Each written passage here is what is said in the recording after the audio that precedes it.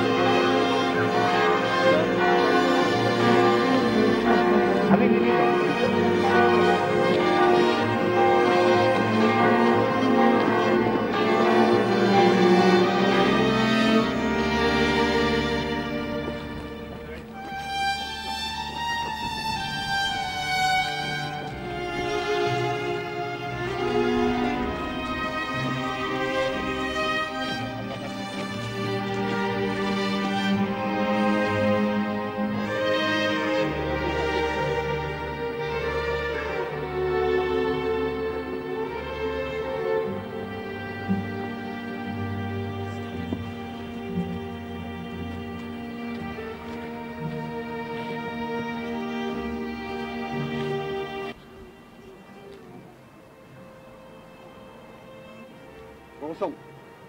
Bon.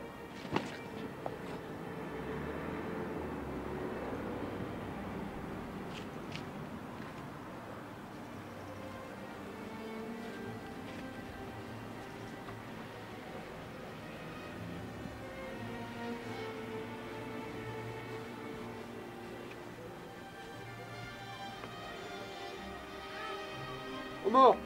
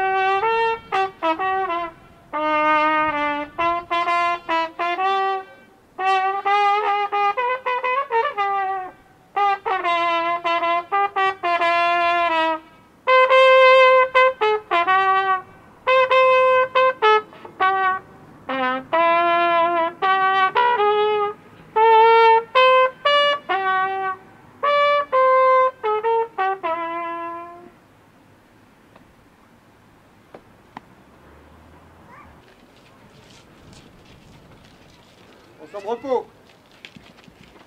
Ensemble. Bon.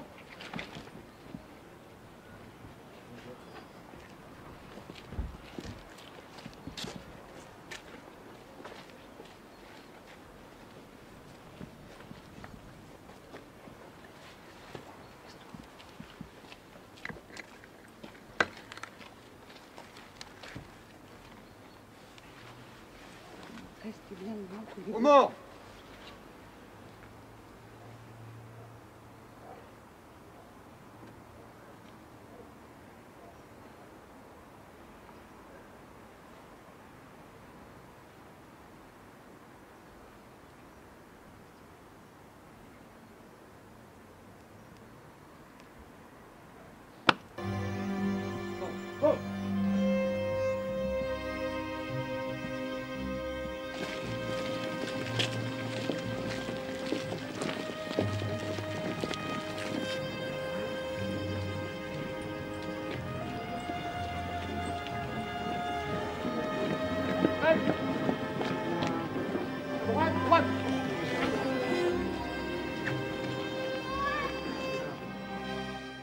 La cérémonie sera présidée par M. Poitvin David, président des UNC de Parigny-l'Évêque, président de la 1796e section des meilleur militaires de Coulaines, Le Mans et Parigny, et vice-président de l'Union départementale de la Sarthe des médaillés militaires.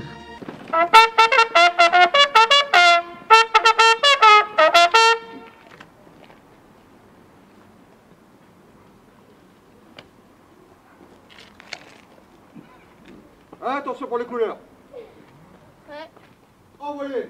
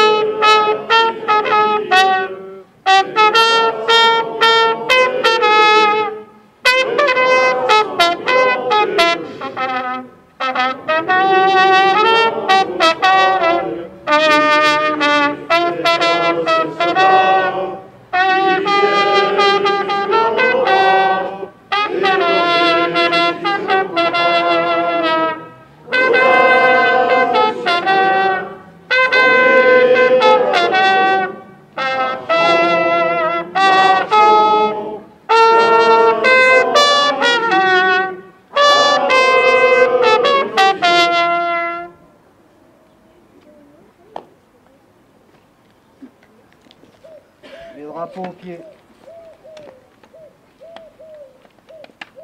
Récipiendaire, 3 pas en avant. Des remises d'insignes de porte-drapeau pour Monsieur Lebouc André pour 20 ans et Monsieur Gaston Maquineau pour 5 ans.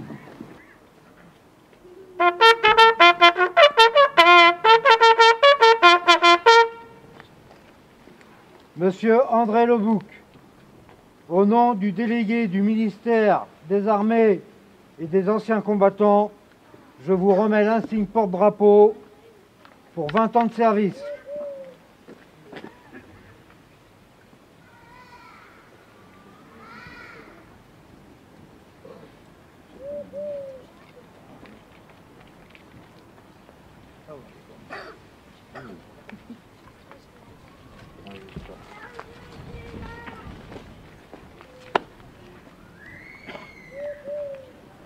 Monsieur Gaston Maquineau, au nom du délégué du ministère des Armées et des Anciens Combattants, je vous remets l'insigne porte-drapeau pour 5 ans de service.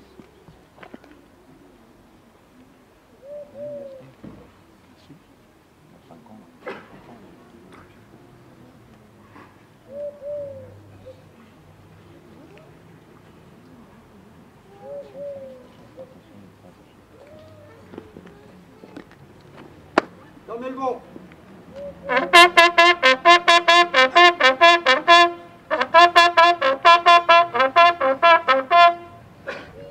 Récipiendaire, rejoignez le rang. Nous aurons la lecture du président des UNC, Monsieur Poitvin-David. Cela fait 1 an et 3 mois que la guerre est déclarée par l'Allemagne à la France. En finir avec cette guerre de tranchées.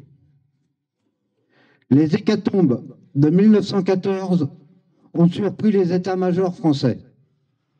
Une fois le front enlisé, la guerre des tranchées s'avère aussi meurtrière que la guerre de mouvement et ne permet à aucun des belligérants de prendre un quelconque avantage décisif. Comment alors en finir avec les tranchées et gagner la guerre au plus vite? La guerre, c'était avant tout une question de courage, de cran, d'élan, baïonnette au canon. Dès les premiers affrontements, les Français comprennent qu'ils sont entrés dans l'ère de la guerre industrielle.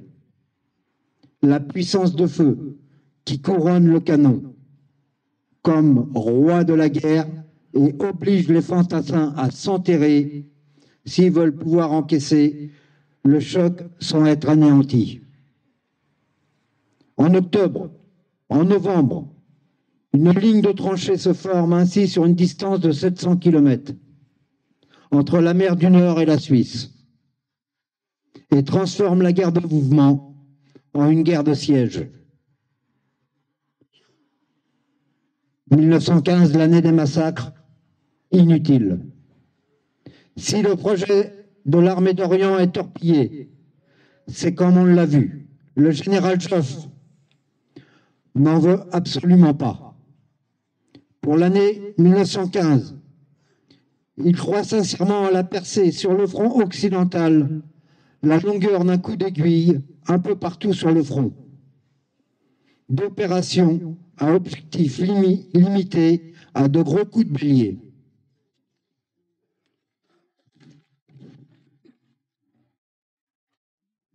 En Artois, en Champagne, en Artois à l'automne, comme il n'arrive pas, et que les hommes meurent par dizaines de milliers.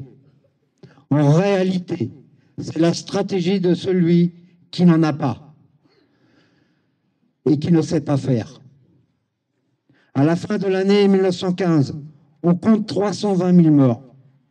Parmi les poilus, sur 3 km, 2 gains en Artois et 5 km en Champagne. On ne peut vraiment pas parler de succès. Le général Castelnau n'a pas tort quand il affirme tristement que notre armée a passé toute l'année 1915 à s'user les dents jusqu'à la racine contre un mur, face à une puissance des canons allemands. Les grandes batailles de 1915, le 25 janvier, la bataille de la Crotte.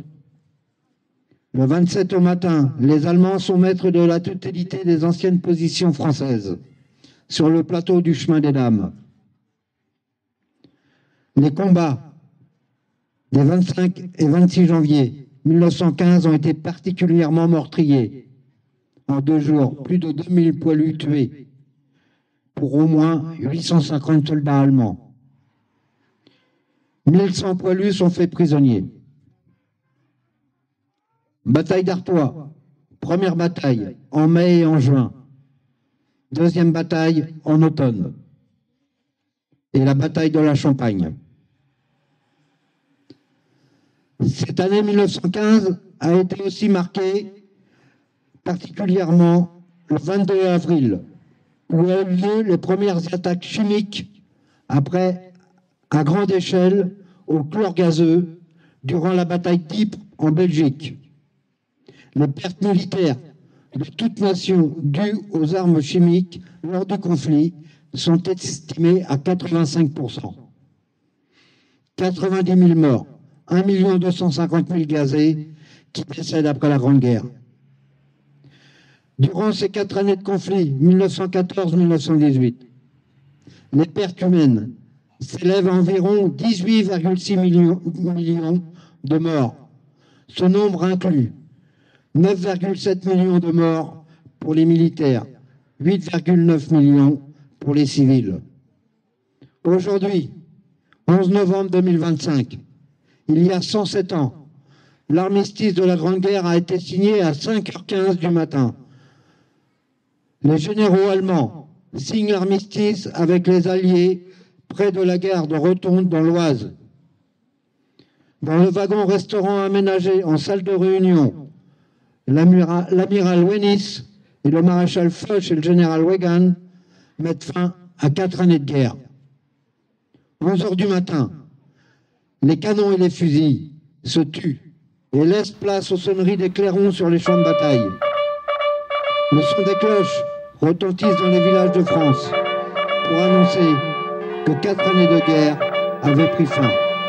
Nous sommes ici, aujourd'hui, rassemblés place du 11 novembre, devant le monument aux morts, pour rendre hommage à tous ces poilus morts sur les champs de bataille, et en particulièrement aux 105 enfants de la commune de Parigny-l'Évêque qui sont morts pour la France et qui sont morts pour le drapeau. Ne les oublions pas. Les porte-drapeaux présents. Nous avons le drapeau de l'Union départementale des médaillés militaires de la Sarthe, le drapeau de la 1796e section des médaillés militaires de Coulennes, Le Mans, Parigny-l'Évêque, le drapeau des UNC-AFN de Parigny-l'Évêque, le drapeau des anciens combattants et vétérans de la guerre du Golfe, le drapeau des OPEX de Parigny-l'Évêque, le drapeau des anciens prisonniers de guerre de Parigny-l'Évêque, le drapeau des sapeurs-pompiers. Honneur et patrie aux soldats de Parigny-l'Évêque, morts glorieusement pour la France, 1914-1918.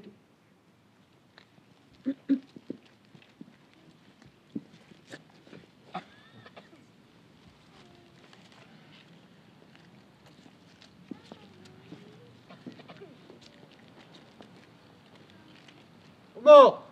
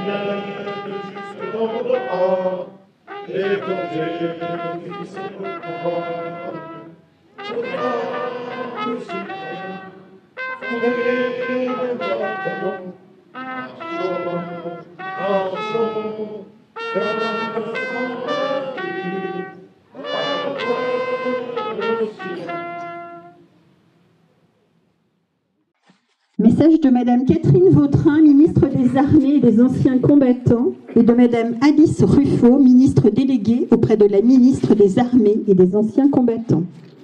Le 11 novembre, la France écoute battre son cœur. Elle se recueille devant les noms de ceux qui ont donné leur vie pour que nous vivions libres. Elle se rassemble pour commémorer la victoire et célébrer la paix. C'était il y a 107 ans.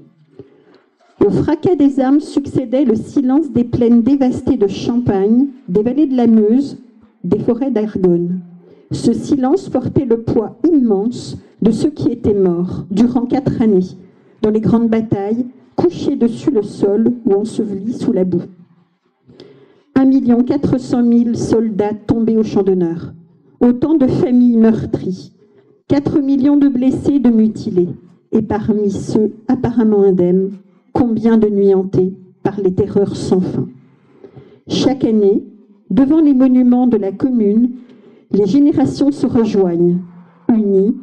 Dans cette mémoire, nous rendons visible l'idéal qui nous tient debout, le sens que nous avons donné à notre histoire, le projet collectif que nous poursuivons au-delà des tragédies. Construire un ordre tel que la liberté, la sécurité et la dignité, que chacun y soit garanti. Selon les mots du général de Gaulle en 1941. Ce projet porte un nom, la République.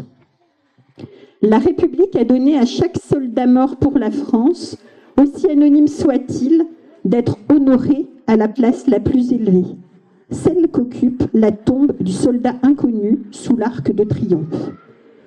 En lui s'incarne le sacrifice de tous les morts pour la France, d'hier et d'aujourd'hui, jusqu'à ceux qui, loin de chez eux, sont tombés en Indochine, en Algérie, dans les Balkans, en Afrique, en Afghanistan, au Levant. En lui se mêlent leurs visages venus de tout horizon. Ceux des fusiliers marins bretons et des tirailleurs sénégalais, unis dans le même héroïsme à Dixmude. Ceux tombés à Verdun sur les plages de Provence, ceux des francs-tireurs et partisans, et les résistants du réseau Alliance, ceux de ces combattants venus d'Afrique, du Pacifique, des Amériques et d'Asie, qui reposent désormais sur le sol de la France, sous les croissants, les étoiles ou les croix des carrés militaires. Ceux des incorporés aux forces alsaciens et mosellans, pris dans un drame intime de leur conscience, ceux qui croyaient au ciel et ceux qui n'y croyaient pas. Sur soldats de tous les âges, de toutes les origines, la flamme du souvenir ne s'est jamais éteinte.